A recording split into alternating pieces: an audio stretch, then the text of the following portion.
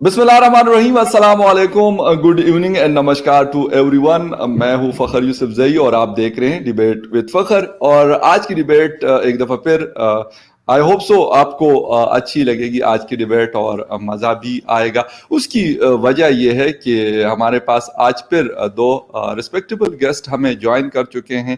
उनका इंट्रोडक्शन भी आपसे करवाऊंगा, लेकिन इश्यूज़ के हवाले से हम अक्सर बात करते हैं कश्मीर की, हिंदुस्तान की, पाकिस्तान की, चाइना की, बल्कि मैं कहूंगा साउथ एशिया की, इस रीजन की और इससे बाहर की भी। लेकिन आज फिर हम इन इश्यूज के ऊपर बात करते हैं। बहुत सारी बातें पाकिस्तान की साइड से मैं अक्सर कहता हूं होती है, हिंदुस्तान की साइड से भी होती है, और बहुत सारी रिजर्वेशंस दोनों अतराफ से, बॉर्डर के दोनों साइड से लोग गिले शिकवे एक दूसरे से करते हैं। तो इन सारी चीज़ों के ऊपर बात करने के लिए हमें ज्वाइन कर चुके हैं दो बड़े ज़बरदस्त किस्म के गेस्ट हिंदुस्तान से ज्वाइन कर रहे हैं। हमारे जाने पहचाने, आप लोग सब जानते हैं, Amit Raina ji, welcome to the show sir. Thank you, बहुत शुक्रिया sir for joining. And Ehsan Khan Durrani, Pakistan TV और मुख्तलिफ फोरम्स के ऊपर नजर आते हैं। आई होप सो आप लोग कुछ लोग जानते होंगे, अगर कुछ नहीं जानते तो मेरे साथ, क्योंकि पहला शो है उनका मेरे इस चैनल के ऊपर। वैसे टीवी के ऊपर इनके साथ कभी न कभी कभार इंटरेक्शन हो जाती है, और वैसे भी इनके साथ सलाम दुआ होती रहती है। इस्लामाबाद बेस्ड है, तो पॉलिटिकल एनालिस्ट भी हैं और यूथ पार्लियामेंट के मेंबर भी रह चुके हैं। बहुत एक्टिव हैं मुख्तलिफ इशूज के ऊपर, इंटरनेशनल इशूज को अक्सर मैं देखता रहता हूँ कि लिखते भी हैं, और टीवी जो पाकिस्तान के नेशनल टीवीज हैं वहां पर ये बात भी करते हैं। एहसन, आपका भी बहुत शुक्रिया कि आपने ज्वाइन किया। एहसन, हमारे शो का फॉर्मेट ये है कि हम जो हमारे सरहद पार से गेस्ट होते हैं, आप दोनों मेरे लिए बहुत रिस्पेक्टेबल दोनों गेस्ट हैं मेरे, बट फॉर्मेट ये है कि जो सरहद पार के हमारे मेहमान होते हैं हम स्टार्ट उनसे लेते हैं, और उसके बाद जो हमारे इस पार का मेहमान होता है हमारे साथ, तो फिर उनसे उनका पॉइंट ऑफ व्यू जानने की कोशिश करते हैं। अमित जी, दो तीन चीजें अभी, मतलब लास्ट भी मेरे ख्याल 2-3 हफ्ते पहले आपके साथ डिबेट में बात हुई थी। महबूबा मुफ्ती साहिबा जो कश्मीर की अपने आप को लीडर कहती हैं, बहुत सारे लोगों के उनसे भी गिले शिकवे हैं, क्योंकि वो सीएम रह चुके गालिबन 2 दफा। उनके मुख्तलिफ ट्वीट्स आती रहती हैं और वो ये बातें करती है कि ये हो रहा है, वो हो रहा है। आप खुद मैं कहूंगा कि आप खुद इफेक्टीज में रहे हैं। जो कश्मीरी पंडित के हवाले से बात होती है तो आप उसके ऊपर काम कर चुके हैं और कर रहे हैं।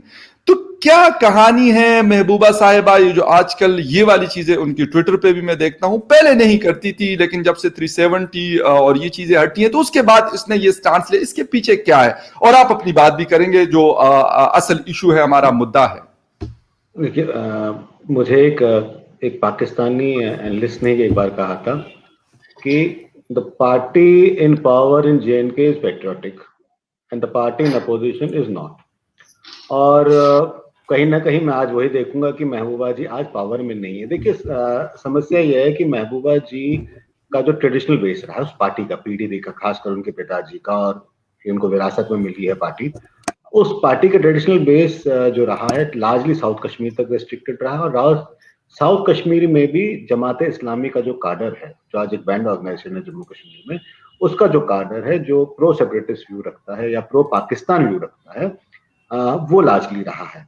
और तो उस आज जब आप पावर के बाहर हैं, क्योंकि आप जब पावर में होते हैं तो आपके पास कंपल्शंस होते हैं, आपको दिल्ली के साथ भी काम करना है, आपको जम्मू के लोगों के साथ भी काम करना है, जम्मू कश्मीर लद्दाख, उसमें पूरी एक रियासत थी, लद्दाख के लोगों के साथ भी काम करना है।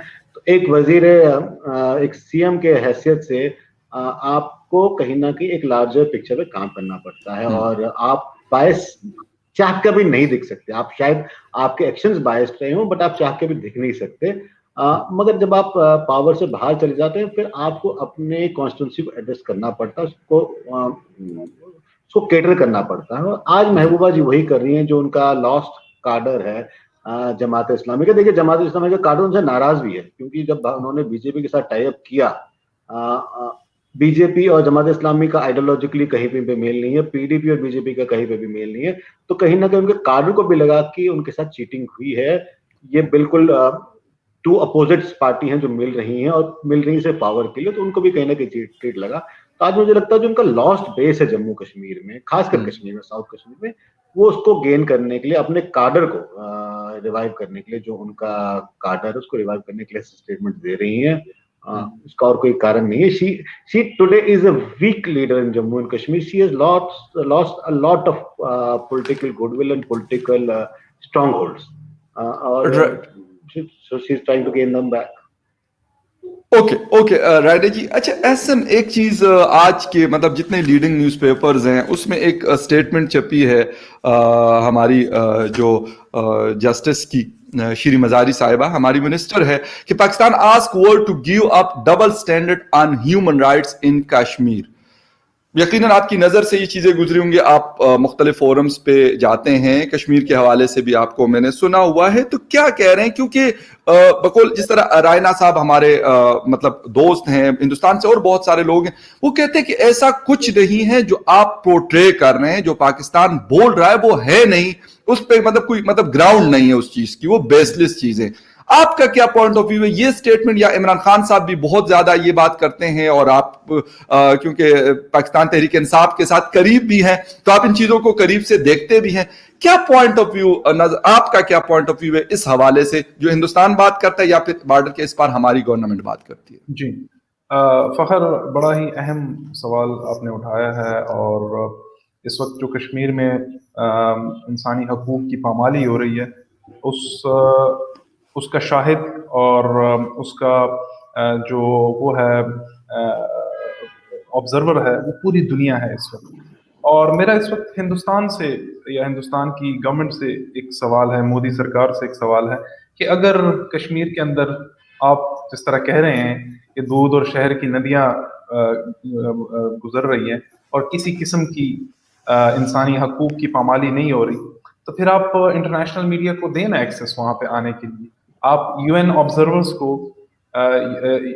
यूएन की ह्यूमन राइट्स की जो ऑर्गेनाइजेशंस हैं उनको, या आप इंटरनेशनल एनजीओज को या एमनेस्टी इंटरनेशनल को आप उनको इख्तियार दें कि वो आए और वो कश्मीर में जो सिचुएशन है उसके ऊपर रिपोर्टिंग करें. हमने तो दी है, हमने आज़ाद जम्मू कश्मीर तो हमारा ओपन है, इंटरनेशनल मीडिया के लिए भी ओपन है. हमारे बहुत सारे विजिट्स हुए हैं यहाँ पे पाकिस्तान. तो आप भी जो आपके हिस्से में जो कश्मीर जो आपने ऑक्युपाई किया हुआ है, आप वहां पे भी दें उन्हें मौका और वो आए. जिस तरह आप कह रहे हैं कि सिचुएशन ओके की रिपोर्ट है वहां पे, तो वो देख लेंगे वहां पे. मेरे ख्याल से देखें, कभी भी इस तरह नहीं हुआ कि जालिम जो जुल्म करने वाली जो रियासत है या जो जालिम है वो कहे कि मैं जुल्म करता हूँ. ये तो ताकत का जो नशा होता है या जो इख्तियार का जो नशा होता है, उसमें आकर जो भी रियासत होती है या जो भी लीडर होता है वो जिस तरह की भी पॉलिसीज रखता है, तो उसको वो कभी भी वो नहीं कहेगा कि मैं जुल्म करता हूँ. लेकिन अगर आप कश्मीर के लोगों से पूछें, कश्मीर के नौजवानों से पूछें, कश्मीर के बच्चे बच्चियों से पूछें, वहाँ की औरतों से पूछें किस तकलीफ में उन्होंने जो आर्टिकल 370 की एब्रोगेशन के बाद जो कर्फ्यू लगा था पूरी रियासत में, तो उसमें उन्होंने किस तरह का वक्त गुजारा है, जब ये पिछली लास्ट अगस्त से ये कर्फ्यू लगा था, और किस शदीद मुश्किल में उन्होंने सर्दियां गुजारी हैं. हमें जो हमारे दोस्त हैं जो कि इंडियन ऑक्युपाइड कश्मीर में रहते हैं, वो बताते थे थ्रू व्हाट्सएप मैसेजेस के उनके पास खाने पीने की अशिया ख़त्म हो गई हैं, जो बुनियादी उनके बुजुर्गों के लिए या औरतों के लिए, बच्चों के लिए जो मेडिसिन वगैरह चाहिए थी, उनकी प्रोविजन उनके पास ख़त्म हो गई है. तो इंतहाई मुश्किल वक्त में उन्होंने वो गुजारा है. उसके अलावा कश्मीर में उनको उनकी इंटरनेट फैसिलिटी मुअत्तल कर दी गई. मेजर जो एरियाज थे, आपको व्हाट्सएप भेज रहे थे और इंटरनेट फैसिलिटी नहीं थी. उन्होंने अपने तरीके से, मैं आपकी तरफ आऊंगा अमित शाह साहब, वो उन्होंने कहीं ना कहीं से वो करके उन्होंने एक्सेस कर लिया. लेकिन मैं मेजरली आपको कह रहा हूँ कि मेजॉरिटी ऑफ द एरियाज में इंटरनेट वाज सस्पेंडेड. और तो ये बेसिक जो उनकी नीड्स थी, freedom of movement, freedom of expression, वो तमाम उनकी जो बेसिक ह्यूमन राइट्स होती उस तमाम मुअत्तल कर दी. तो ये तो कभी भी एक जालिम रियासत कभी नहीं कहेगा कि हम जुल्म करते हैं. तो ये मेरा मुद्दा अच्छा, है। रायना जी, एहसन ने भी अपनी बात कर ली और आपने सुनी, क्योंकि आप ऑन ग्राउंड रहते हैं वहां पे श्रीनगर। आपका मतलब एक जिसे कहते हैं कि घर आपका वही है, लेकिन चले आप बाकी हिंदुस्तान के दिल्ली वगैरह में या मुंबई में भी जाते रहते होंगे, वो एक अलग चीज है। लेकिन आपका बहुत ज्यादा टाइम गुजरता है लोकल्स। आपको मैं मतलब एज ए जर्नलिस्ट या as a analyst, as a human right activist, आप जो ऐसा बात कर रहे हैं कि ये सारी चीजें हुई और लोगों को एक मुतासिर हुए लोग, यकीनन इसके ऊपर कुछ रिपोर्टिंग भी हुई। मीडिया के ऊपर कितनी कदगने हैं कि आप मतलब इंटरनेशनल मीडिया हो या फिर इस तरह का उनका एक्सेस हो, इसके ऊपर आप क्या मतलब अपना पॉइंट ऑफ व्यू देंगे? क्योंकि आपका फकर ज्यादा आना जाना है, तो फिर आप क्या फकर साहब, मतलब क्या बोलेंगे? जब 370 जो धारा है जब एबॉलिश हुई, उसके बाद पहली रिपोर्टिंग जो जम्मू कश्मीर से आई, खासकर कश्मीर वैली से आई, वो बीबीसी ने करी। पहली रिपोर्टिंग, जिसको जी लेकर प्रोटेस्ट के सीन दिखाए गए थे सोगरा जी एरिया में, जिसको लेकर पाकिस्तान मीडिया ने भी काफी मिसयूज किया, ग्लोबली दिखाया गया। दूसरी रिपोर्ट आई अल जजीरा की, ठीक है। तो हमने आर्टिकल 370 अबॉलिश किया और रिपोर्टिंग उसकी पहली फाइल करी बीबीसी ने और दूसरी फाइल करी अल जजीरा ने। ये दोनों फॉरेन नेटवर्क्स हैं। आज भी जम्मू कश्मीर से फॉरेन कॉरेस्पॉन्डेंट्स रिपोर्ट करते हैं, बीबीसी के भी करते हैं, अल जजीरा भी करते हैं, रॉयटर्स के भी करते हैं, सीएनएन के भी करते हैं। इनफैक्ट अभी जो पुरस्कार भी मिला एएफपी के कश्मीर के फोटोज को लेकर कश्मीरी पत्रकार को मिला। तो ये कहना बहुत ही गलत बात होगी कि वहां पे इंटरनेशनल मीडिया का एक्सेस नहीं है। इंटरनेशनल का मीडिया का एक्सेस है। आप गूगल कर लीजिए, आपको खुद अल जजीरा की स्टोरीज मिल जाएंगी, मेरे कहने की जरूरत ही नहीं है। आप गूगल कर लीजिए, आपको बीबीसी की स्टोरीज मिल जाएंगी। आप गूगल कर लीजिए, आपको सीएनएन की स्टोरीज मिल जाएंगी, आपको न्यूयॉर्क टाइम्स की स्टोरी मिल जाएंगी, आपको वॉशिंगटन पोस्ट की स्टोरीज मिल जाएंगी, जो जी कश्मीर से फाइल हुई है। ये भी नहीं कह रहा हूँ जो न्यूयॉर्क से फाइल हुई, जो कश्मीर से फाइल हुई। तो हाथ कंगन को आरसी का गूगल करके आप देख सकते हैं। तो कहीं ना कहीं कई बार मुझे लगता है कि पाकिस्तान के जो मेरे दोस्त आते हैं किसी कार्यक्रम में, या तो वो मुझे नहीं लगता कि कहीं ना कहीं रिसर्च करते हैं, इन्वेस्टिगेट करते हैं, या they have started believing in if you repeat a lie 1,000 times you start believing that it's a truth। तो या तो वो होने लगा है। बात आती है अब ह्यूमन राइट्स वायलेशन की। ह्यूमन राइट वायलेशंस देखिए, 30 साल से जम्मू कश्मीर एक टेररिस्ट इन्फेस्टेड स्टेट रहा है, उसमें आतंकवाद रहा है। उस आतंकवाद में there will be times when a police or a force action may be seen as a brutality, may be seen as a human right violation। और मैं ये बात बिल्कुल मानता हूं कि सरकार को, खासकर सरकार को ह्यूमन राइट्स का बिल्कुल ख्याल रखना चाहिए, बिल्कुल ध्यान रखना चाहिए। और इसका एक्सक्यूज ये नहीं हो सकता कि अगर आतंकवादी करते हैं तो हम पे क्यों सवाल उठा रहे हैं, क्योंकि आप में और आतंकवादी में शायद वही एक डिफरेंस है, आप you are there to protect the human rights. Kashmir में इंस्टेंसेस हुए होंगे ह्यूमन राइट्स पर, उसको लेकर इन्वेस्टिगेशन हुई, उसको लेकर कोर्ट मार्शल्स हुए, उसको लेकर पनिशमेंट्स हुई है। अब ये जो समस्या है पुलिस ब्रुटैलिटी की, ये एक जम्मू कश्मीर स्पेसिफिक समस्या नहीं है, इंडियन सबकॉन्टिनेंट की समस्या है। ये हमारे पास जो ब्रिटिश से जो हमने पुलिसिंग सिस्टम ली, और ब्रिटिशिंग पुलिस सिस्टम में जब it was a police force which was out to brutalize control the people by brutalizing them। ये माइंडसेट आपको चेंज करने में अभी तक 70 साल में ना हिंदुस्तान कर पाया है ना पाकिस्तान कर पाया है। रिफॉर्म्स दोनों जगह आए हैं, कहीं जगह थोड़े से ज्यादा सक्सेसफुल हुए, कहीं जगह थोड़े कम हुए, किसी स्टेट में थोड़े ज्यादा हुए, किसी स्टेट में कम हुए। अनफॉर्चुनेटली दिस 30 इयर्स के जो आपका कश्मीर में समस्या रही है आज 25 साल से, उसमें एक पुलिस एक्शन अगर थोड़ा सा भी ज्यादा हो जाता है, it's seen as a human right violation. I am not justifying that violation, but I am saying it's a perennial problem which Indian subcontinent faces, and we need to look at it from that point of view, that it is not something which is limited to a particular area or a particular state। It is limited to it is in large geographical area, और इस पे मिलकर काम होना चाहिए। Violations बिल्कुल हुई होंगी जम्मू कश्मीर में, मैं नहीं कहता कि नहीं हुई होंगी, बट अगर हुई हैं तो हमारी फौज ने, हमारी सरकार ने, हमारी पुलिस ने उस पर एक्शन लिए हैं। There have been reports of fake encounters। I know IPS officers who have been suspended, sacked and are in jail as of today। So yes, those happen। अब आप इसका exaggeration कर रहे हैं जी, 6 महीने खाना नहीं मिला। अगर आपको एक आम कश्मीरी के आज भी आप घर जाएं, हमारे पास सर साल भर का खाना होता है कि हमारी आज से नहीं, हम तो जनरेशन से उस वादी में रहते हैं जो कट ऑफ हो जाता था 6-6 महीने 9-9 महीने। आज भी हमारे घर में 9 महीने का खाना मिल जाएगा आपको। 9 मंथ्स अगर आप सील कर देना, जम्मू कश्मीर में कुछ ना आए, we will still survive for 9 months, maybe 12 months, because then we will be more miser with our servings. तो ये कहना बहुत ही गलत बात है। There were restrictions when 370 was abolished. There was no curfew. There was 144 which was applicable. There were restrictions for a few days to avoid trouble. Essential services were available. You can again Google it. मेरे पे विश्वास नहीं आता, आप फिर Google कर लीजिए, आपको रिपोर्ट्स मिल जाएंगे श्रीनगर से, मेडिकल कॉलेज से, श्रीनगर अस्पतालों से, on medical services were available, banking was available,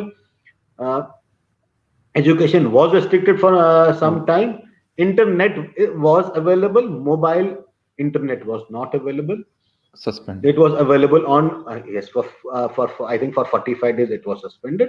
After that it was available on 2G and 3G. 4G का अभी उन्होंने वापस, ठीक है, अवेलेबल था, स्पीड का इशू था। ठीक है।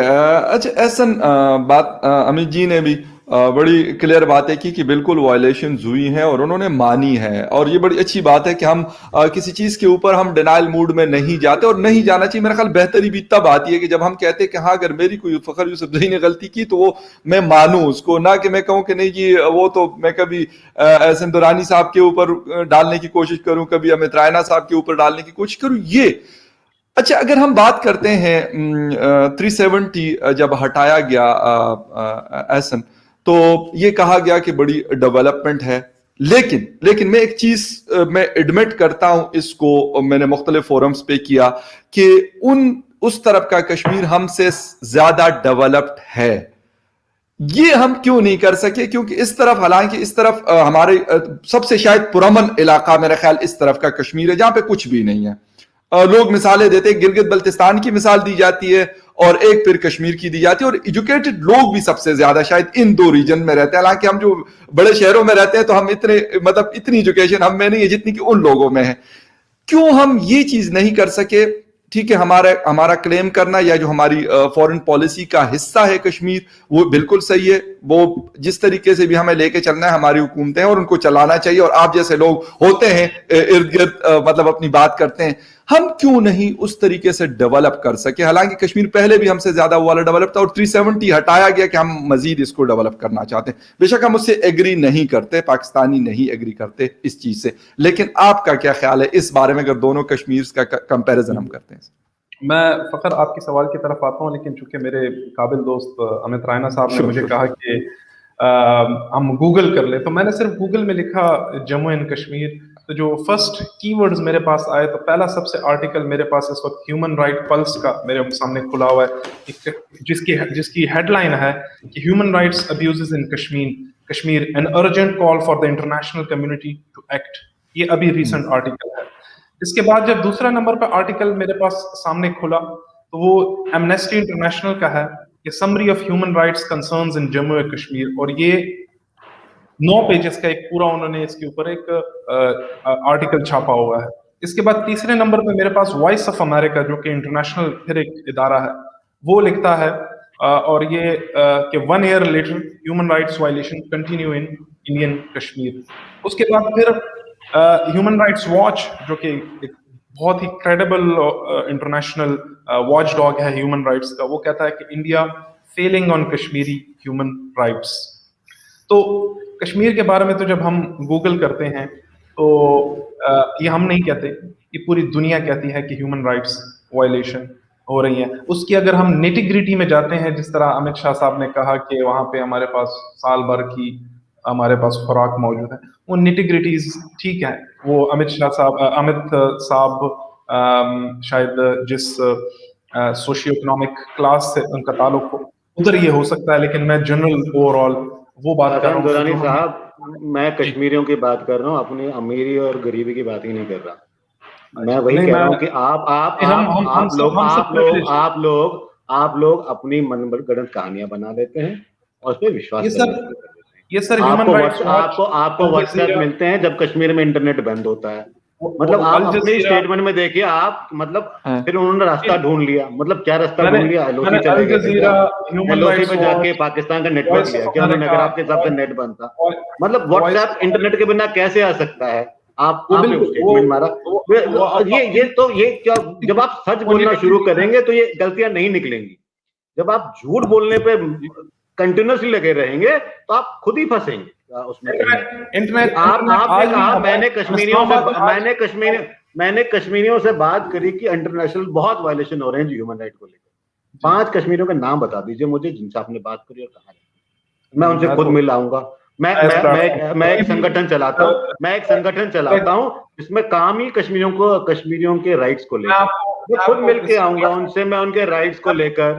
प्लेटफॉर्म से हट के आप उनका नाम जरूर बताऊंगा ऑफलाइन जाके, लेकिन हाँ, उनकी लाइफ हाँ, में डाल सकते। नहीं कोई तो लाइफ में थ्रेट नहीं होता। ये मेरी, मैं आपको गारंटी दे रहा हूँ, आप इस चैनल पे इस समय जब ये जाएगा, आप मेरी गर्दन सूली पे टांग लीजिएगा, मैं चल के आऊंगा वाघा बॉर्डर से, ऐश कर लीजिएगा, मुझे टांग लीजिएगा। अगर उनको कोई हाथ भी लगाएगा, हाथ सिर्फ एक ही सरकार लगा सकती है, उसे वो पाकिस्तान की सरकार है जो आतंकवादियों को भेजकर कश्मीरियों को मरवाती है। 25,000 कश्मीरी खोए हमने पाकिस्तानी आतंकवादियों पे, 25,000 कश्मीरी। आप 370 की बात कर रहे हैं। आप गिलगिट बाल्टिस्तान को पांचवा एरिया बनाने में लगे हुए हैं। आप किस मुंह से 370 की बात कर रहे हैं? हमारे पास तो लीगल एक्सेशन है जम्मू कश्मीर का। आप किस बेसिस पे गिलगिट बाल्टिस्तान को 500 बना रहे हैं अपना? रायना साहब, अभी वो बना नहीं है। नहीं, बनाने का प्रयास तो कर रहे हैं। 2008 का अमेंडमेंट नवाज शरीफ का ही है ना, 2010 का भी है ना, और ऑर्डिनेंस है कि नहीं है? किस बेसिस पे बना रहे हैं? किस बेसिस पे आपने उस 82% शिया कम्युनिटी को बिठाकर माइनॉरिटी में ले आए हैं 42.7% पे? किस बेसिस पे आप पॉपुलेशन एथनिक क्लेंजिंग कर रहे हैं वहां पे? किस बेसिस पे आप पॉपुलेशन रिमिक्स कर रहे हैं वहां पे? आप पाकिस्तान अमित जी, सर्टिफिकेट देने वाले हैं? उनको है वो अपनी आप उन्होंने अपॉइंट किया है क्या इस्लामाबाद को उनके लिए स्पोक्सपर्सन बनने के लिए? वो इसलिए आप करते हैं कि आप दुनिया को मुश्किल हो जाएगा साहब कि आप मुझे नहीं, एक मिनट अमित रायना साहब, एक सेकंड, एक एहसन को अपनी बात कंप्लीट करने दे, फिर आप उसके ऊपर अपना कमेंट जो है प्लीज आप करिए। एहसन, आप अपनी बात कंप्लीट करें, उसके बाद अमित साहब बात करेंगे प्लीज। देखिए अमित भाई, आप बड़े अच्छे आदमी हैं। आप लाजमी तौर पे आपने अपनी इंडिविजुअल कैपेसिटी में काम किया होगा कश्मीरी यंगस्टर्स के लिए, और जो जिन हालात में वो हैं। लेकिन मैं ओवरऑल बात कर रहा हूँ जो कि पूरी दुनिया बात कर रही है। आप हमें छोड़ें, हम पाकिस्तानी जो कहेंगे, इस वक्त पूरी दुनिया जो बात कर रही है। मैंने आपके सामने ये सारे आर्टिकल्स के हेडलाइंस पढ़े, आपने बल्कि खुद सजेशन दिए कि मैं गूगल करूँ। मैंने गूगल करके, तो जब वो पूरी दुनिया कह रही है, बाद में ये निटिग्रिटी सारी बाद में आती है। सबसे पहली बात ये आती है कि ह्यूमन राइट्स वायलेशन हो क्यों रही है, और जिन लोगों को आप आतंकवादी कह रहे हैं, कश्मीरियों ने फ्रीडम फाइटर्स कहते हैं। और ये उनमें जो गमों 30,000 जो आपने इमरान खान ने एडमिट कर रहे हैं, उनको भी आप फ्रीडम फाइटर ही कहते हैं, तो बड़ी मेहरबानी है। इंडिया की पॉलिसीज रही हैं, इंडिया की पॉलिसीज रही हैं जिसने ग्रे लिस्ट पे हिंदुस्तान नहीं है। ग्रे लिस्ट पे आप world sees you as the only the nation financial action task force क्यों है? पाकिस्तान की प्रोग्रेस जो है एफएटीएफ के ऊपर ये पॉइंट क्या है? आपकी तारीफ कर रही है, टेरर फाइनेंसिंग है ना, टेरर फाइनेंसिंग सबसे बड़ा पॉइंट है ना। क्या एक्शन लिया आपने?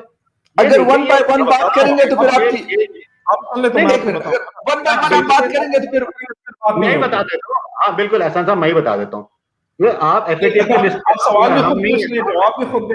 नहीं, देखिए उस पे आ रहे हैं, एफएटीएफ का इजलास चलो, उस पे आना है अमित जी, उस पे आप बात करेंगे, बिल्कुल करेंगे, और क्योंकि उसका लिंक ज्यादा कश्मीर से है तो इसलिए उसके ऊपर हम लाजमी बात करेंगे। एफएटीएफ वाला इशू अभी मेरे पास सवाल है, उस सवाल से उस पे आएंगे। ऐसा आप अपनी बात प्लीज कंप्लीट कीजिए। जी, तो कहने का मकसद यही है कि जिनको ये आतंकवादी कह रहे हैं, वो उन्हें हथियार उठाने पे इन्हीं ने मजबूर किया है। और ये जो आर्टिकल 370 की जो एब्रिगेशन थी, this was last nail in the coffin of Indian occupation in Jammu and Kashmir. तो वो ये इन्होंने अपने पैरों पे खुद कुल्हाड़ी इससे मारी है। और इसका जो रिपरकशंस होंगे, तो इसमें न पाकिस्तान का किसी किस्म का रोल है और न किसी और इंटरनेशनल फोर्सेस का। ये खुद उन्होंने अपने लिए मुश्किल बनाई है और कश्मीरियों को दीवार से लगाया है। और फिर जो उसके बाद एब्रोगेशन के बाद जो सलूक हुआ है कश्मीरियों के साथ, अपने ही रियासत के अंदर उन्हें बंद किया गया, लॉकडाउन में रखा गया, कर्फ्यू में रखा गया। तो ये this was the last nail in the coffin. FATF की जहां मेरे काबिल दोस्त ने बात की, तो एफएटीएफ इस वक्त खुद मुतारिफ है। अगर आप एफएटीएफ की जो प्लेनरी सेशंस हैं उनकी आप अगर प्रेस रिलीजेस अभी भी अपनी भी आप भी हेयर से पे बिलीव ना किया करें अमित साहब, आप भी अपनी रिसर्च किया करें। तो अभी जो रिसेंट जो एफएटीएफ का इजलास हुआ है, तो एफएटीएफ ने तारीफ की है पाकिस्तान की कि पाकिस्तान ने बहुत तेजी के साथ कंप्लायंस कर रहा है जो टेक्निकल सारे पॉइंट्स के साथ। और नेक्स्ट जो सेशन होगा जून में, इंशाल्लाह वी आर होपफुल कि उसमें Pakistan will be exited from the grey list। जिस तेजी से पाकिस्तान कंप्लायंस कर रहा है, अगर वो हमारी यहाँ पे सिक्योरिटी एंड एक्सचेंज कमीशन में जो जितनी भी बैंकिंग सिस्टम है उसको इंप्रूव करने की बात है, अगर यहाँ पे मदरसा की रजिस्ट्रेशन है, उनकी फंडिंग है, इंटरनेशनल फंडिंग हो रही है, यहाँ पे जो एनजीओ को फंडिंग हो रही है, हर किस्म की यहाँ पर हमारी जो फाइनेंशियल रिजीम है या काउंटर टेरर्स, हमारी जो एंटी मनी लॉन्ड्रिंग रिजीम और काउंटर टेरर फाइनेंसिंग जो रिजीम है, उसके ऊपर बड़ी तेजी से काम हो रहा है। इस हद तक मैं आपको बताऊं कि यहाँ पे जो हमारी यहाँ पे पाकिस्तान में जो क्रेडिबल जो अच्छे इदारे हैं एनजीओ, उनके लिए भी बेचारों के लिए मुश्किलात हैं। जो अच्छे बड़े इदारे हैं जो खैरखाई का काम करते हैं, उनके लिए भी इस वक्त मुश्किलात है, इसी वजह से क्योंकि गवर्नमेंट ने इतनी रिस्ट्रिक्शंस, इतनी चेक एंड बैलेंसेस इस वक्त लगा दी हैं कि उनके लिए भी मुश्किलात है। लेकिन वो दे आर विलिंग कि वो अपने उनकी कुर्बानियां दें, क्योंकि पाकिस्तान इस वक्त ये ग्रे लिस्टिंग के मामले से हमारा, तो इंशाल्लाह वी आर होपफुल कि जून में will exit the grey list. जी राना साहब, अब आप अपनी प्लीज बात कीजिएगा, आप क्योंकि उसको कमेंट कर रहे थे, आई डिस्टर्ब होती है, अब प्लीज अपनी बात प्लीज। एफएटीएफ को लेकर मुझे कुछ नहीं कहना है। आप मतलब एफएटीएफ ने आपको 6 काम करने को दिए थे, आपने रिपोर्ट फाइल करी है सिग्निफिकेंट प्रोग्रेस, और सिग्निफिकेंट प्रोसेस क्या होता है मुझे नहीं पता। मतलब आपको ये पाकिस्तानी डिस्क्राइब कर सकते हो और इसी कारण आप ग्रे लिस्ट में। तो आप अपने पीठ थपथपा लीजिए, एंड रिजल्ट तो ये है कि आप कंटिन्यू इन ग्रे लिस्ट। और लास्ट सेशन का कमेटी का ये भी था एक स्टेटमेंट कि how long are we going to wait. So anyway, so will move out of FATF. But ये जो आप आतंकवादियों को फ्रीडम फाइटर कहे जा रहे हैं, तो क्या ये पाकिस्तान जो तालिबान है जो आपके यहाँ बच्चों को मारते हैं, उन्हें भी हम ये कह दें कि वो फ्रीडम फाइटर्स हैं? जो आपके यहाँ बलूचिस्तान में आतंकवादी जो आतंकवाद, हम तो प्रॉक्सीज की बात नहीं करें, हम तो बात करें आतंकवादी हैं या फ्रीडम फाइटर। अब प्रॉक्सीज हैं या नहीं है वो अलग बात है। आपके यहाँ जो बलूचिस्तान में आतंकवादी गतिविधियां हो रही, क्या उन्हें भी फ्रीडम फाइटर कहते हैं? ये जो good terrorism and bad terrorism का जो कॉन्सेप्ट पाकिस्तान में है, आई थिंक ये कन्वोल्यूटेड माइंड का ही हो सकता है।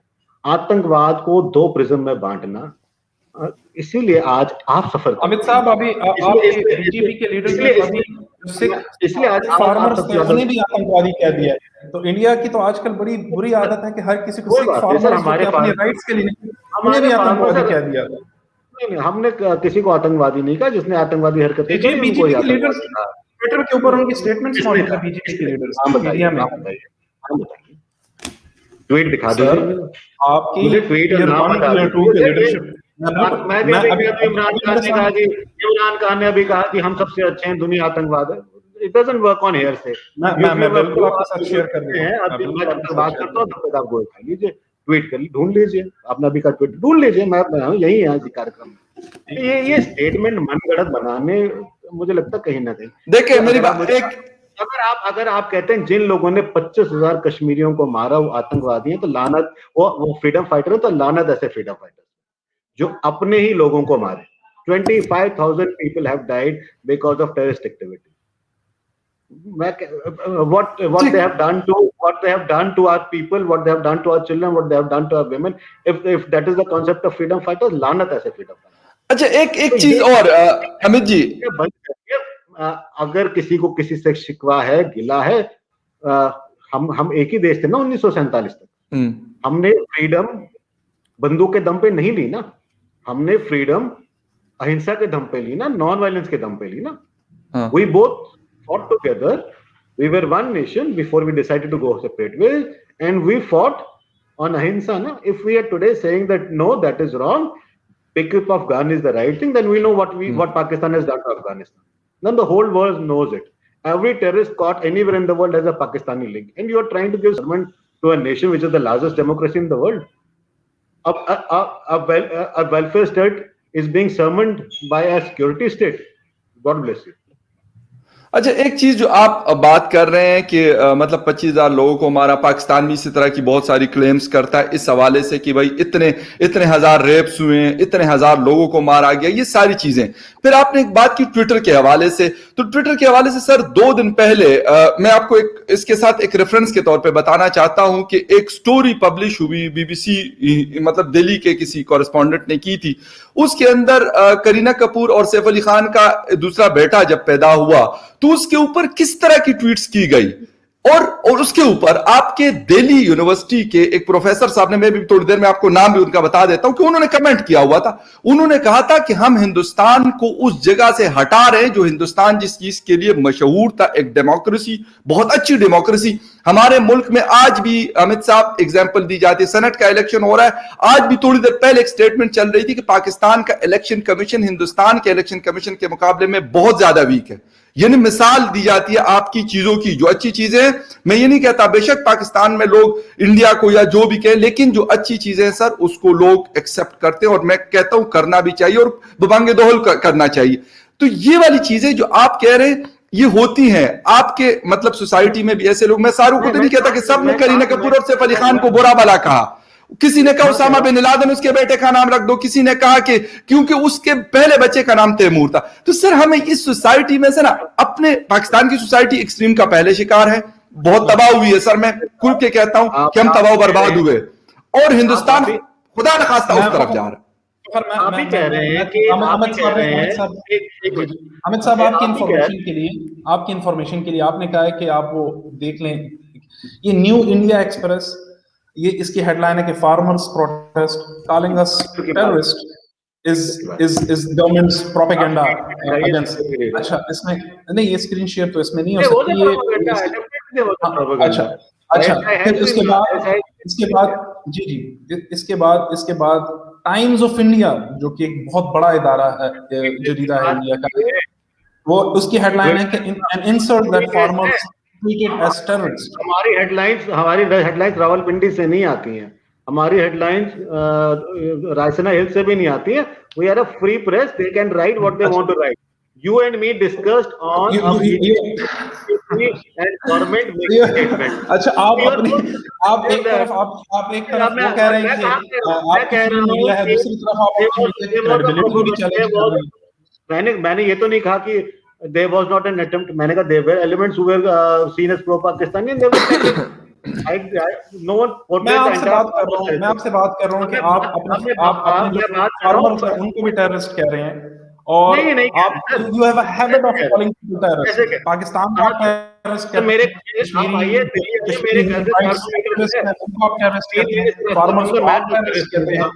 लोग वहां से किसी ने पत्थर नहीं मारे, किसने, मेरे घर से 400 मीटर के दूर पे हैं जो बंद लगा हुआ है, किसी ने टेररिस्ट नहीं कहा. There were elements which tried to use the opportunity to spread hatred, to spread secessionism, and they have been dealt with. And the propaganda will happen. ISI has been supporting propaganda globally against India.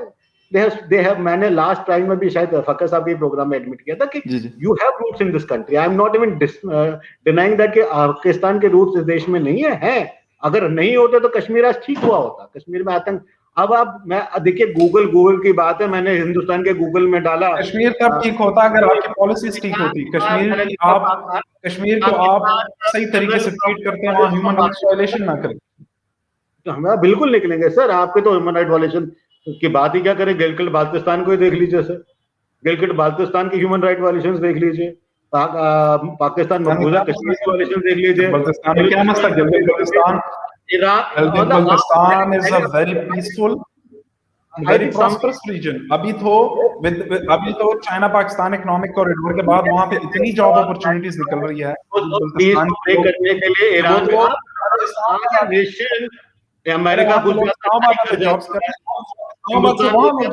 करने, Iran घुस जाता है, strike कर जाता है। आपने इतनी बड़ी फौज जो पाल रखी है वो किसने रखी हुई है? मतलब ईरान तक घुस गया। चलिए अमेरिका समझ you kept blind I, fair enough. आपके अंगूठा बात उठा के ले लो,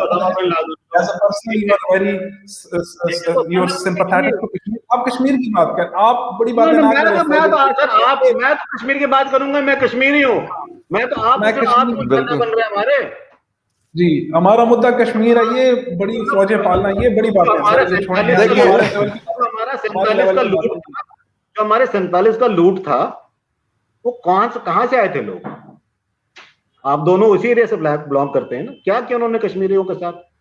तो ये मतलब ये इतिहास खोदने बैठेंगे, मैं खोद देता हूँ पूरा का पूरा। 47 में बारामूला में 12 नर्सों को मारा गया, नन्स को मारा गया। उनके आज भी उनकी सिमेट्रीज हैं। किसने किया ये? आप सर, आप ये किया देखिए, जो कश्मीर हमारे हिस्से में आया है, वहां पे आप हालात देखिए, जो कश्मीर आया है, आप वहां के हालात देखिए। मेरी माँ बहनों के साथ, मेरे बुजुर्गों के साथ बदसलूकी करके गया। आज वो मुझे आके कह रहा मैं आपका हमदर्द हूँ। आप हेयर से की बात कहते कि आप विश्वास करिए, आप और मुझ पर विश्वास करिए। कहानियां, मैं तो अपनी बात कर सकता हूं। मैंने आपको बुलाया था मेरे भी बात करने के लिए। आपको किसने बुलाया मेरी बात करने के लिए? आपको किसने हक दिया?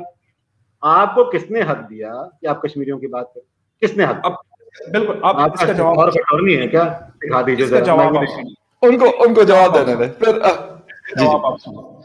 हम बतौर पाकिस्तानी हम नहीं चाहते कि हम कश्मीर के मामले पे बात करें, लेकिन क्या आपको पता है कि जो हमारे यहाँ कश्मीरी हैं उनका बहुत ज्यादा दबाव है, इस्लामाबाद के ऊपर उनका बहुत ज्यादा दबाव है। आजाद कश्मीर है, वो तो आजाद कश्मीर है। आजाद कश्मीर है, ये कह रहा हूँ ना, बोलने में समस्या ये होती है। आप बोलते आजाद कश्मीर है उसको, मगर है नहीं वो आजाद। हमारे यहाँ कैसे होगा? अमित जी हमारे यहाँ ये पाकिस्तान में मीरपुरी है, मैं तो नहीं कहता, मेरे पास है ही नहीं आज। वो आपके कब्जे में। एक सेकंड हमारे पास हमारे कश्मीरी, हमारे आजाद कश्मीर के लोग हैं, उनका बहुत ज्यादा दबाव है यहाँ के पॉलिसी मेकर्स के ऊपर, यहाँ के डिसीजन मेकर्स के ऊपर, और यहाँ के जो हमारी पार्लियामेंट है, जो हमारी गवर्नमेंट्स हैं, उनके ऊपर बहुत ज्यादा दबाव है कि आप बात करें जो कश्मीर में, जो इंडिया के अंदर जो इंडियन ऑक्युपाइड कश्मीर है, वहां पे जो वायलेशंस हो रही हैं, तो पाकिस्तान के ऊपर बहुत ज्यादा दबाव है कि पाकिस्तान उसके ऊपर बात करे। तभी अमानुल्लाह खान लंदन भाग गए थे। लंदन भाग गए। ये आप उनका समझ सकते हैं। मीरपुरी लंदन से बैठकर पाकिस्तान को कोसते हैं।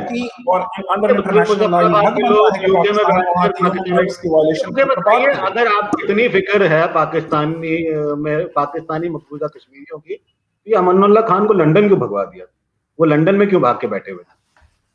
ये JKLF की जो एलिमिनेशन हिजबुल मुजाहिदीन ने करी पाकिस्तान मकबूजा कश्मीर में भी और जम्मू कश्मीर में भी, वो क्यों करी? जम्मू कश्मीर आजादी की बात करता पाकिस्तान की। मैं समझना चाहता हूँ ना, आप कहते बड़ा जी प्रेशर है हम पे, प्रेशर है तो क्यों मरवा रहे थे जम्मू कश्मीर लिबरेशन फ्रंट वालों को? क्यों अमानुल्लाह खान को भागना पड़ा POK से लंदन?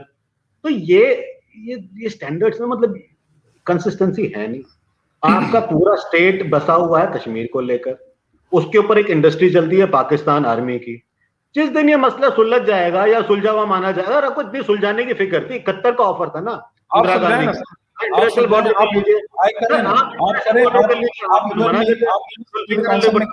ठीक है, करके आता हूँ, उनको तब तक टांग दिया। जिसने पाकिस्तान में आप इस मामले को यूएन सिक्योरिटी काउंसिल में लेकर हम कारगिल कर दिया हम सरक्री का एग्रीमेंट करके आए, आपने ऑपरेशन जिब्राल्टर कर दिया। तो मतलब ये डबल स्टैंडर्ड्स वाली बात करना बंद करें। बस लेकर हम आए थे ना, प्रधानमंत्री आए थे हमारे बस में, भारत के प्रधानमंत्री अच्छा, एक के बैठे हुए थे। एक चीज और अमित जी, बिल्कुल आपने बात की कि अमानुल्लाह साहब और ये फला जो है यूके और अमेरिका ये चले गए, तो बहुत सारे लोग ऐसे हैं इस वक्त भी इस्लामाबाद में, मशाल मलिक साहिबा इधर F11 में उसका घर है, और बहुत सारे कश्मीरी लीडर्स यहाँ इस्लामाबाद में रहते हैं, तो वो क्यों भागे? एक ये चीज। दूसरी चीज सर, एक मतलब खालिस्तान के बहुत सारे लोग से आप कह रहे हैं कि वो ऑपरेट करते हैं, तो वो लोग वहां पे गए हुए हैं, तो ये सारी चीजें होती है। हमारे बलूचिस्तान के बहुत सारे जो लीडर हैं, बरामदाग बुगटी है, आरबीआर मरी है, वो स्विट्जरलैंड और यूके में वो लोग बैठे हुए हैं, तो ये अपना अपना एक उनका सिस्टम है जिसके लिए वो लोग काम करते हैं। क्योंकि टाइम हमारे पास खत्म है, बात इस पे बहुत सारी हो सकती है।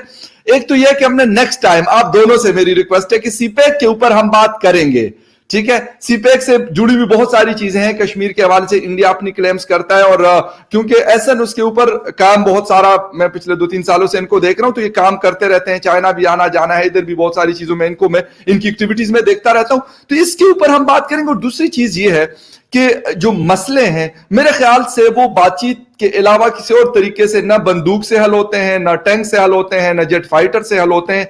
दुनिया के जितनी बड़ी मतलब कंट्रीज हैं, उन सब ने ऐसा किया, तो मेरे ख्याल हमें किसी न किसी जगह पे शायद बैठना पड़े। आज हम, हो सकता है कि हम एक दूसरे से दूर भाग रहे हैं। हिंदुस्तान कहता है यार मुझे पाकिस्तान कौन है जो मैं उससे बात करूंगा, पाकिस्तान कहता है ठीक है जी हम तो उससे उसमें साइज में छोटे हैं, सारी चीजें हैं, लेकिन हम भी नहीं बैठेंगे, हम क्यों, हम भी उसी जगह से हैं जहां से वो है।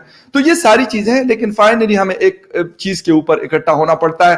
अमित राणा साहब बहुत शुक्रिया, आपने ज्वाइन किया दिल्ली से, और एहसन दुरानी साहब आपने ज्वाइन किया हमें इस्लामाबाद से, दोनों का बहुत शुक्रिया। और ये छोटी मोटी नोक जोंक लगी रहती है, आपका पॉइंट ऑफ व्यू अलग होता है, दोनों का उसका कोई मसला नहीं होता, और मेरे ख्याल में इसी से आगे जाके चीजें आगे की तरफ बढ़ती है। मैंने भी कहा कि दोनों आपस में बात करके मैं सिर्फ सुन रहा था दोनों की बातचीत, मैं बीच में इंटरप्ट नहीं कर रहा था दोनों को। Thank you very much viewers for joining debate with Fakhar Yousafzai, and thank you very much आप दोनों ने मुझे ज्वाइन किया, बहुत शुक्रिया आप लोगों का।